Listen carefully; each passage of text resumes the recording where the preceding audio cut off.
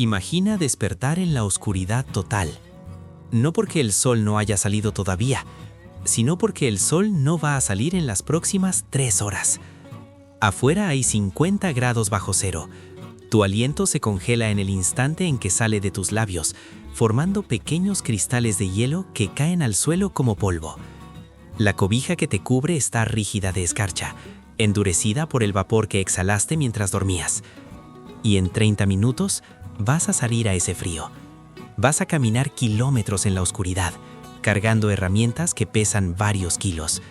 Y cuando llegues al sitio de trabajo, antes de que el sol haya asomado siquiera, vas a empezar a tumbar árboles que llevan 300 años de pie.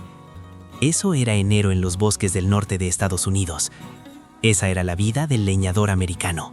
Durante casi 50 años, entre 1870 y 1920, cientos de miles de hombres desaparecían cada octubre en las profundidades del bosque. No volvían hasta abril. 6 meses sin comunicación con el mundo exterior, sin hospitales, sin carreteras, sin noticias de sus familias. Solo kilómetros y kilómetros de bosque congelado, trabajo brutal y la posibilidad constante de morir aplastado, congelado o arrastrado por un río. Y sin embargo, muchos de ellos volvían año tras año. Esta es su historia. Para entender por qué estos hombres vivían así, primero tienes que entender la geografía que los obligaba a ello. Los bosques más valiosos de América del Norte en el siglo XIX estaban en las regiones más frías del continente: Minnesota del Norte, Wisconsin, Michigan, Maine y más tarde Oregon y Washington. Eran bosques de pino blanco, pino rojo, abeto y cicuta, árboles que llevaban 200, 300, a veces 400 años creciendo. Árboles tan grandes que un solo tronco rendía madera suficiente para construir una casa entera. Pero había un problema enorme. Esas regiones tenían algunos de los inviernos más brutales de América del Norte. Minnesota del Norte registraba temperaturas promedio de 25 grados bajo cero en enero, con heladas que bajaban hasta 40, 50, 60 bajo cero.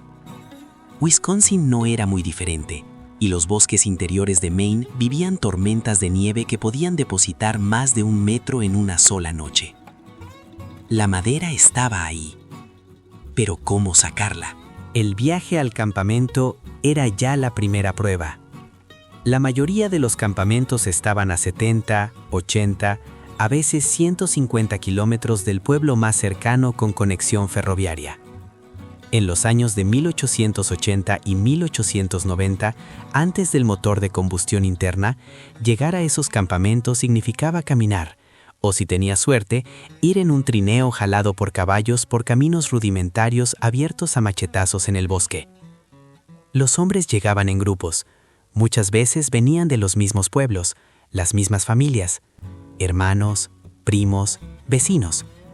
Llevaban sus pertenencias en mochilas de lona o cajas de madera, un cambio de ropa, artículos personales, tal vez la fotografía de una esposa o una novia que no verían por 6 meses. Los caminos eran terribles, tocones sin remover, rocas que sobresalían del barro. Cuando llovía, los caballos se hundían hasta el vientre y los carros tenían que descarriarse y empujarse a mano.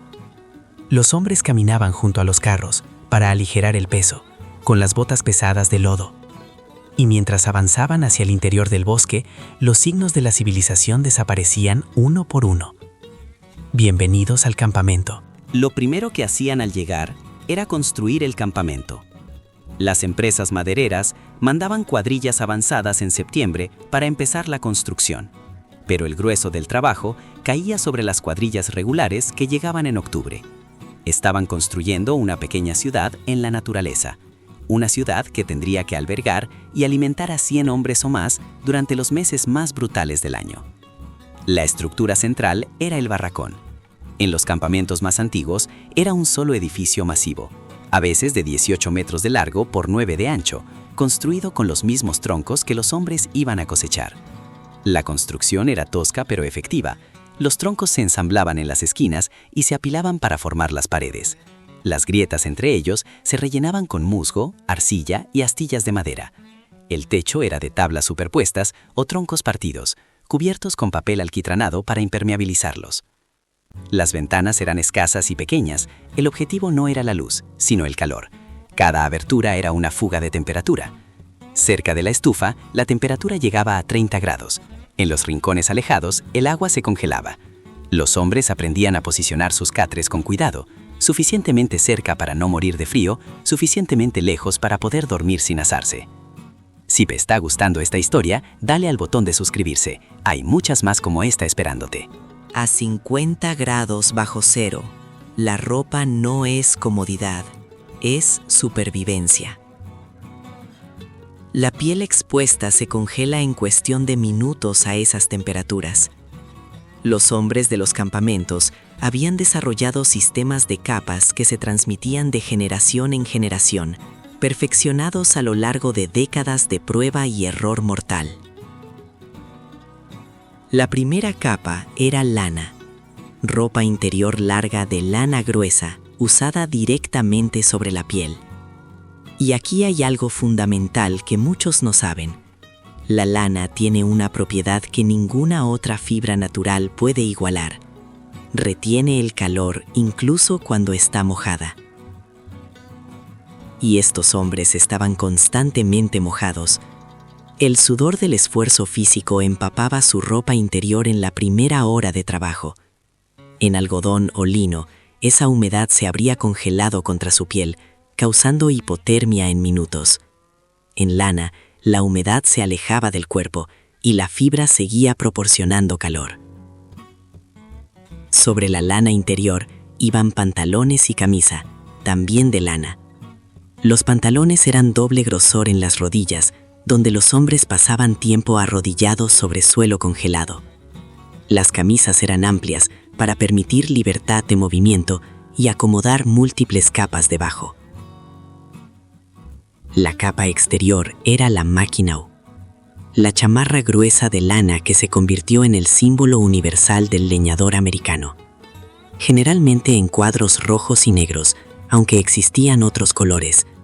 Cortada holgada, con bolsillos grandes para herramientas pequeñas.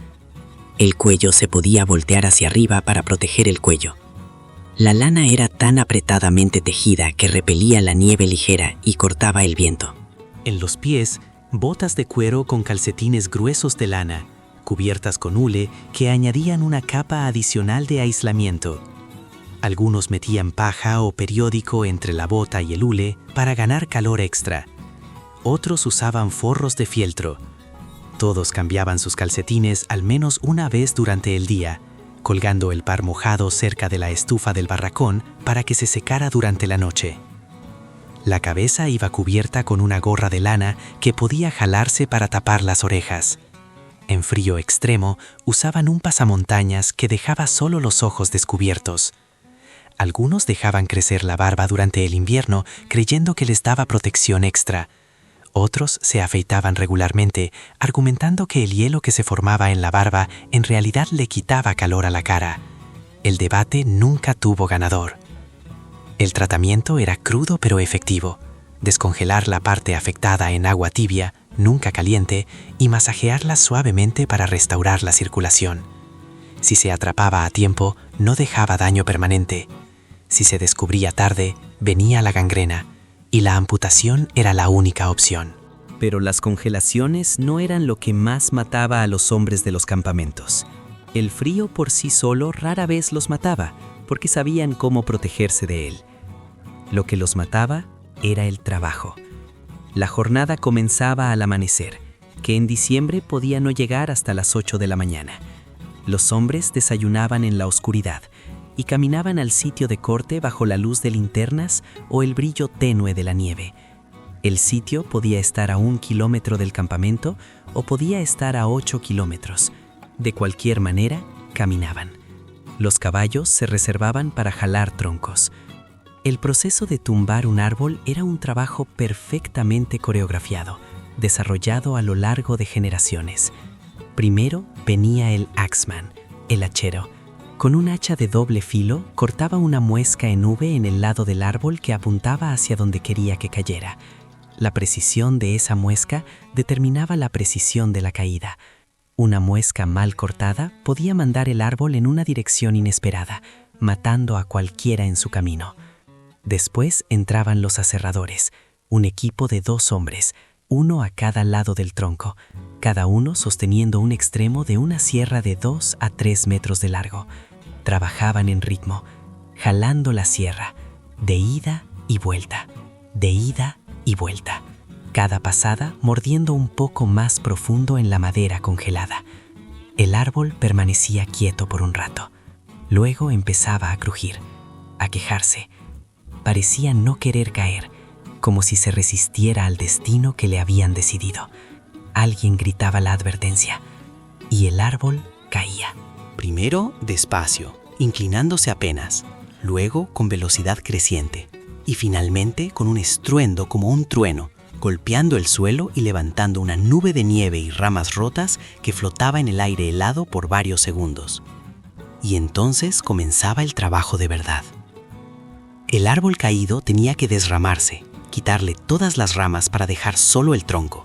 Eso se hacía con hachas, los hombres moviéndose rápidamente a lo largo del tronco, cortando ramas con golpes únicos y precisos. Las ramas quedaban donde caían, creando una alfombra de obstáculos que hacía el piso peligrosamente resbaloso. Luego venía el troceo, cortar el tronco limpio en secciones de 4 a 5 metros de largo, dependiendo de los requerimientos del aserradero que finalmente procesaría la madera. Eso también lo hacían con sierras de 2 hombres. Finalmente, los troncos tenían que moverse. En los primeros tiempos, esto lo hacían los propios hombres, usando palancas especiales llamadas cant hooks y pivis para rodar los troncos masivos hacia los trineos. Después, caballos y bueyes hacían el jale pesado, pero incluso con animales, los hombres tenían que posicionar los troncos, encadenarlos a los trineos y guiar a los animales por los caminos de hielo hasta la orilla del río donde la madera esperaría el deshielo. Cada paso de este proceso era peligroso. Las hachas eran suficientemente afiladas para cortar un miembro de un solo golpe. Las sierras eran pesadas e ingobernables. Los troncos mismos eran armas, impredecibles y masivas. Un tronco que rodaba podía aplastar a un hombre contra un tocón, antes de que tuviera tiempo de reaccionar. Y luego estaba el Widowmaker. El Widowmaker, el hacedor de viudas. Así llamaban los leñadores al peligro más impredecible del bosque. Cuando un árbol caía, frecuentemente golpeaba las ramas de los árboles vecinos. A veces esas ramas, o incluso árboles más pequeños, salían disparados lateralmente, con una velocidad y en una dirección que nadie podía anticipar. Era casi imposible predecirlos, y casi siempre eran fatales para quien los recibía. Las estadísticas cuentan la historia mejor que cualquier descripción. A finales del siglo XIX, la tala era el trabajo más peligroso de Estados Unidos, más que la minería, más que la construcción de ferrocarriles, más que las fundidoras de acero. Se estima que moría un hombre por cada 1.000.000 de pies de madera cosechada. En un campamento grande que producía 10 millones de pies por temporada, eso significaba 10 hombres muertos, cada temporada, cada año. Y esos eran solo los muertos. Las lesiones eran incontables, huesos rotos eran cosa común, dedos y dedos de los pies aplastados eran esperados. Cortadas y heridas de hachas y sierras eran tan rutinarias que los campamentos ni siquiera las registraban. Un hombre que no podía trabajar no cobraba, así que los hombres trabajaban con lesiones que hoy los hospitalizarían durante semanas. El campamento no tenía médico. Muchas veces no había absolutamente nadie con entrenamiento médico de ningún tipo. Las lesiones las atendía el capataz, el cocinero o quien tuviera el pulso más firme. Las cortadas se vendaban con tela limpia si la había, sucia si no. Los huesos rotos se entablillaban con tablas y se amarraban con cuerdas. Las amputaciones, cuando eran necesarias, se realizaban con las mismas herramientas que se usaban para tumbar árboles, por hombres que nunca habían pisado una escuela de medicina. Si te lesionabas gravemente en un campamento de leñadores, tu supervivencia dependía de 2 factores. Primero, la naturaleza de la lesión. Una fractura limpia podía sanar. Una fractura expuesta, con el hueso asomando a través de la piel, casi con certeza significaba infección.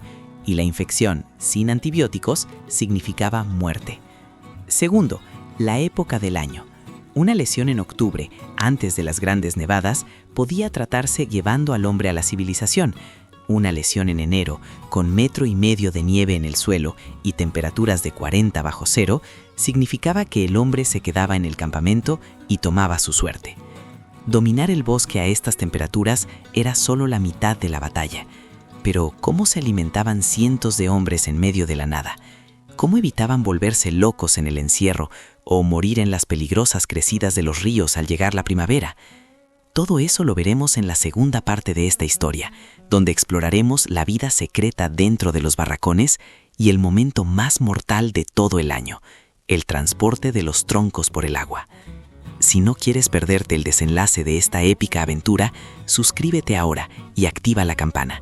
Así YouTube te avisará en cuanto el próximo capítulo esté disponible. Nos vemos en el bosque.